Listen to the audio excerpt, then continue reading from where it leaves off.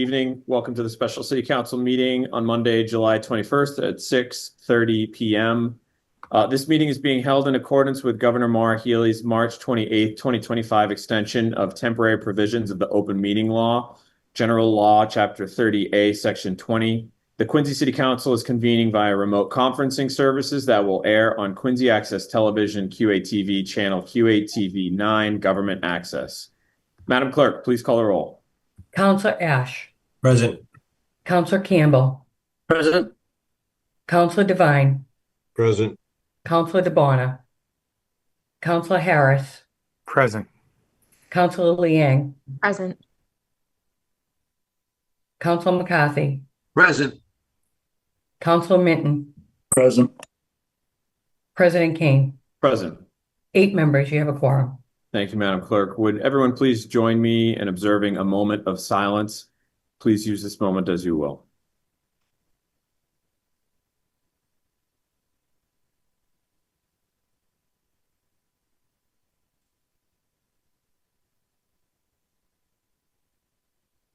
Would everyone please recite the Pledge of Allegiance? I Pledge allegiance to the flag of the United States of America, to the to the republic republic which stands one nation, under God, indivisible, indivisible, with liberty. and justice for all. Thank you. Madam Clerk, would you please read the open meeting law? Pursuant to the open meeting law, any person may make an audio or video recording of this public meeting or may transmit the meeting through any medium. Attendees are therefore advised that such recordings or transmissions are being made, whether perceived or unperceived, by those present and are deemed acknowledged and permissible. Thank you very much, Madam Clerk. First item on the agenda. 2025-099, an order update of polling places, Ward 4, Precinct 2 and 3, and Ward 6, Precinct 5. And if I may. Please, Madam Clerk. Thank you. I appreciate that very much. I appreciate you all very much for being here this evening. And I just wanted to give an update on our Ward 4, Precinct 2 and 3. The Quincy Lodge of Elks has asked us if we will go to the lower level at 254 Quarry Street, which is a hall there. Has handicap accessibility, it has parking, it has restrooms, it has 2 entrances. I've been there myself, looked over the space. They have a closet for us to keep our election equipment in that will conveniently hold it for the year. With your blessing here tonight, I would like to move the 4-2 and 4-3 precincts at the Quincy Lodge of Elks at 254 Quarry Street to the lower level of the building. Okay. Are we doing, is this going to be one vote for both of the updates, Ward 4 and 6? And do you want to speak to Ward 6? Sure. It is going to be one vote. I did put it on one order because we usually accept them all at once. So I thought it would just be cleaner. The Ward 6 Precinct 5, as many of you know, certainly all the councilors, that the Squantum Elementary School is under construction. So we thought we may be able to stay in the media center for this municipal election year, but unfortunately, I got a email right around July 1st asking us to vacate. So with that being said, I went out and looked at the Post, the Nickerson Post on 20 Moon Island Road. And I got to tell you, I found it to be very useful, handicap accessible. It's got plenty of parking. It's a city-owned building. I spoke to the manager there. He told us he will close during polling hours, and it's our largest polling place in the city of Quincy. The most people come out to vote in Ward 6, Precinct 5. The second one is 1-5, followed right up by 6-3. So that being said, I just thought, and I spoke with Mr. Mayor, and we thought that it would be appropriate to vote at the Nickerson Post. Okay. Thanks, Madam Clerk. Any questions, comments from my colleagues? Council King, Bill Harris. Yep. Yes. President. Thank you. First of all, I'd like to thank, obviously, every year of voting, the clerk's office since I've been in office has been spot on. And I do have some reservations about which it's been cleared up. My biggest concern was the safety of, a change. But the more you think about it, there is the people who, the beauty of why 6-5 is always popular is because people of Squantum can walk to the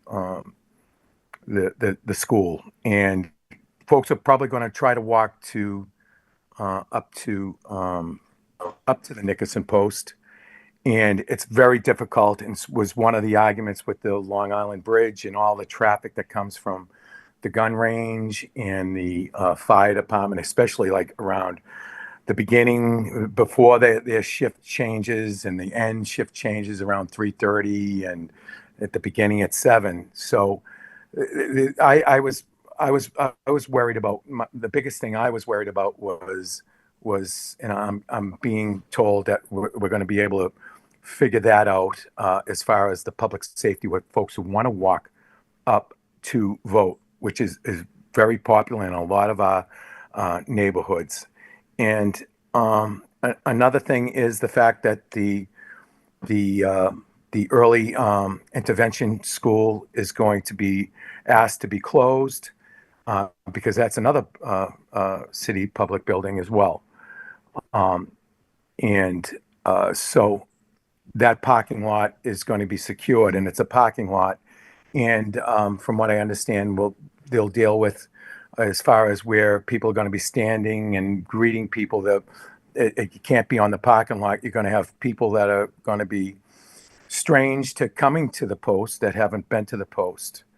But I think with the parking, it's actually going to be probably easier to go and vote at the post than it is at Squantum School even.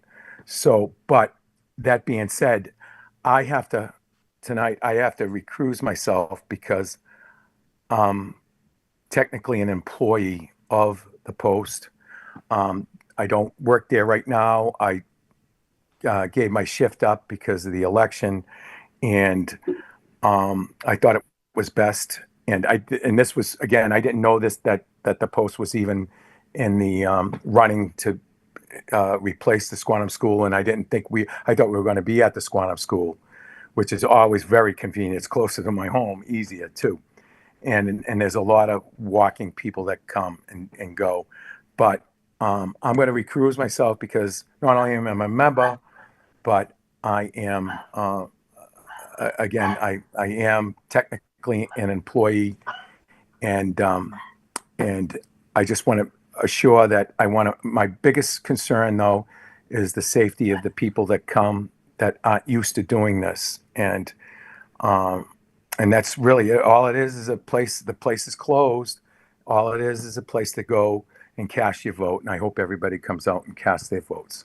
So with that, thank you for indulging me. And unfortunately, I won't be able to. It's not right for me to vote on this. So thank you. Thank you, President King. Thank you, Councilor Harris. President recognizes Councilor Ash. Thank you, Mr. President.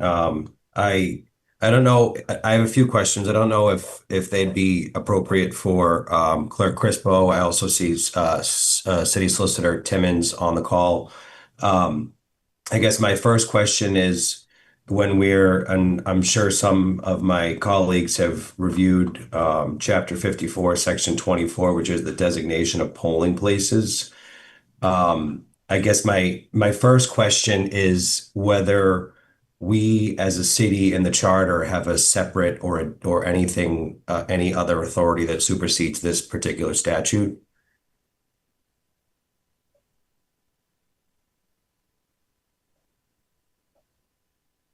I think you're on mute, Solicitor. Shall I answer that one? Yes, Mr. This is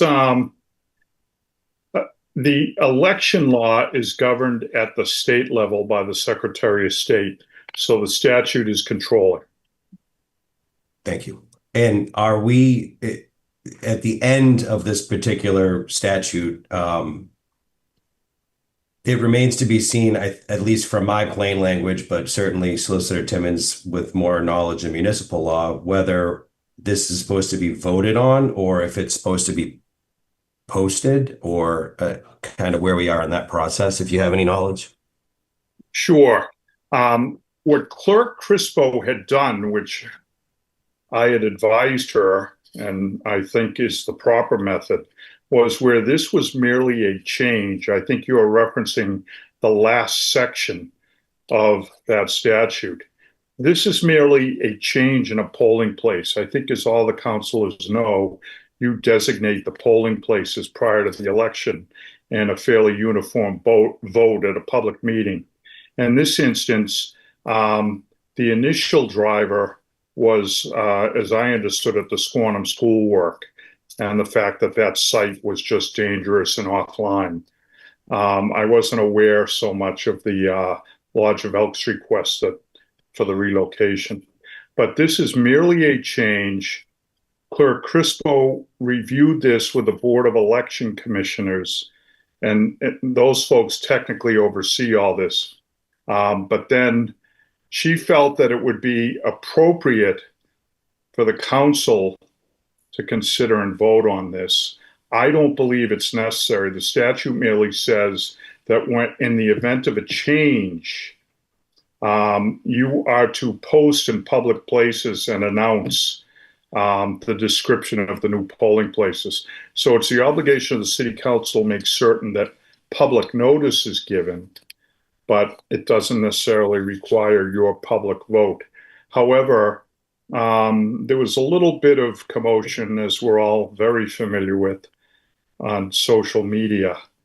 I think that if folks wanted to challenge milk delivery in the city of Quincy, that could become a prominent social media uproar for a weekend. And in this instance, there was a bit of an uproar, or a bit of concern, I'll call it more appropriately, that was raised. And so Clerk Crispo felt it appropriate to put it before the council and have you folks publicly consider it, have this discussion occur, and then have the vote and designation by the council. But really all that's happening here is a change. If this were a permanent relocation of a polling place, such as the one I recall most recently was up at St. John's, that polling area, that type of consideration would be treated a little differently. But in this instance, there was a requirement after the polling places had been designated that 2 of them be relocated during this next election cycle. Thank you. I appreciate that, Solicitor Timmons. So, Clerk Crispo, I believe the other suggestion, at least that I noted with some comments online and discussions, was the request and to potentially explore whether the Kennedy Center was appropriate to host 2. I believe there's already 1 precinct that votes at the Kennedy Center, right? There is, yes. And the suggestion or the question that was posed, at least, was whether that particular venue could hold and substantiate 2 precincts. Is it your position and your office's position that would be too many voters, or is there another reason why that wouldn't be viable? So there were definitely concerns there. Ward 6 Precinct 5, like I said when I opened, is our biggest voting precinct in the city. And then 6-3 falling right behind. So yes, it is a concern. And yes, it's good for one, for sure, but for two, it's a gymnasium. There aren't a lot of electrical outlets and things like that that we need to make sure that our election machines are running properly. So we did think about it, of course. We took a lot of things into consideration before we came before you. You know, I think the post is a great idea. Everyone likes to vote in their neighborhood. And Joe Shea always instilled in me that that's such a nice thing still about Quincy, is that you can vote in your neighborhood and you do see your neighbors. And I like to take that and roll with it, keep it going. I mean, we have 31 precincts. We could use 3 gymnasiums in the big schools and do the whole city. But we really like to keep it in the neighborhoods and keep people, seeing their neighbors, going to their bake sales. And we want to accommodate that. I'm working on public safety, of course, Councilor Harris, with the Quincy Police, the DPW, TPAL. We're gonna figure out these logistics and make sure that it's a smooth operating day for everyone in our city. That's first and foremost. The other thing we're going to do, which is required, is we're going to mail to every household that has registered voters in Squantum and let them know of this temporary change, as well as vote by mail, early voting, absentee voting. If you can't get out to the polls, those things are always available to you through our office. We're happy to help. There'll be information on your card regarding if you wish to vote early or by mail. But they're closing. They're going to curtain off where the bar area is. It's a public building. Taxpayers pay for that building, and I thought it was a great use. Thank you. Just out of curiosity, do we know how many voters we'd be expecting in 6-3 and 6-5? If not, I'm sure I can find it, but I really don't have the number right now. But yeah, I'm happy to send it to you. okay. Is the facility going to be the post going to be closed all night? I don't know. I asked during polling hours. Is there? I think there might be some, at least from the conversations and some comments. We're just wondering. I don't even know how that works in 4 at the Elks. Is that building closed all night, even after the polling, even after the ballots leave the building? So in the past, some candidates have had parties at these places after the polls close, we're gone, and they have their it used to be the Morissette Post, the Elks, that people do have parties or get-togethers after. Okay. That would be, I think, if the facility would stay closed for the remainder of the evening, but again, I'm not. The polls close at 8 p.m. and we usually, you know, are out by 9. And then my last question was with respect to the vote before us. I think the language states it could be the facility could be fitted and changed for voting. What does that usually entail? I would assume that means, hanging the requisite legislation and the signs and the tables and plugging in all of the machines. But is there anything else that in particular with these facilities, the change in 4 and 6 that we're anticipating? No. Okay, thank you. Thank you, Counselor Ash. Anyone else? I do. President recognizes Counselor Devine. I just wanted to say that I'm happy that we're able to accommodate the Elks because they're a small business. They'll have an ability to use that upper space for what it's meant for. And it seems to me that this area that we're going to be able to use down below is handicap accessible, and it has storage, which Clerk Crispo had mentioned. So I'm happy that we're actually this is something good. They easily could have something that could pop up, a week or two before before the election, and now they'll be able to use that facility since it's completely separate from the other area. So I'm happy with this move. I think it's excellent. So thank you for taking care of this. Thank you, Counselor Devine. President recognizes Counselor Liang.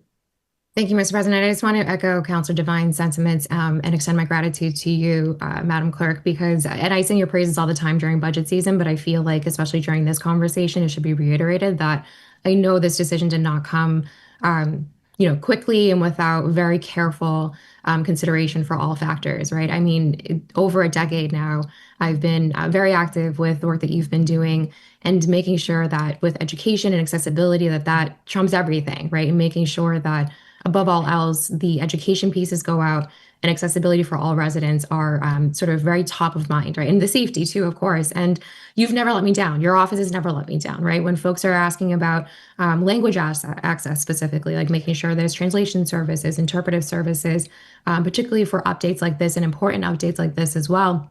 You've always been 10 steps ahead of me before I even ask the question, right? And so again, just over a decade of experience working with you, I know that this decision came with a lot of thought and consideration and was not something that you took lightly.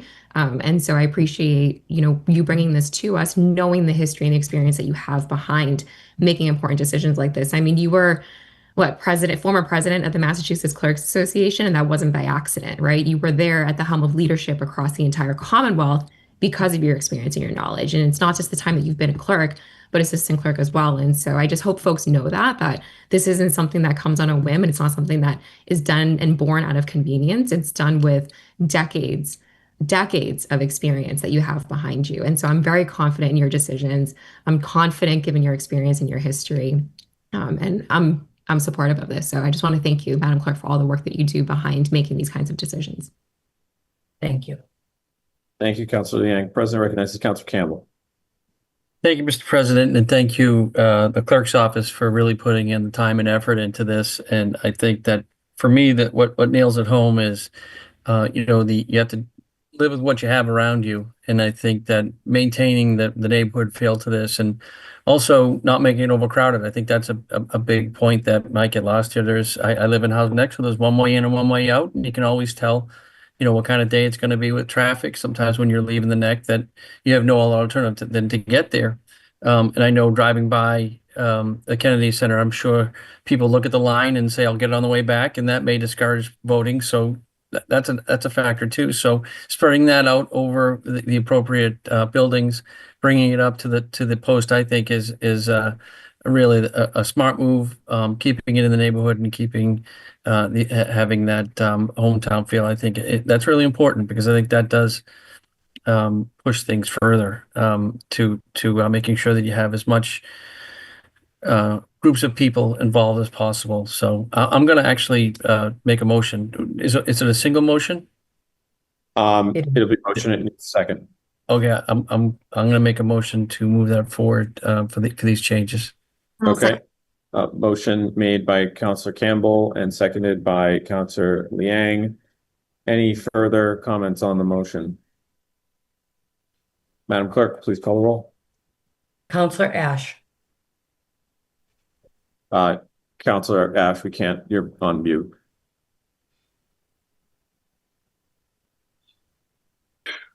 Sorry. Yes. Counselor Campbell, Yes. Counselor Devine, Yes. Counselor Harris, Counselor Liang. Abstention. Yep. Counselor Liang, Yes. Counselor McCarthy, Yes. Counselor Minton, Yes. President Kane, Yes. 7 members. Okay, great. Thank you very much, Madam Clerk. Thanks to my colleagues. Thank you. Thanks to everyone for joining us tonight. Glad we could settle this. We have our upcoming City Council meeting on Monday, September 8th at 6:30 p.m. Be there, be square, enjoy the rest of your summer, and have a good night.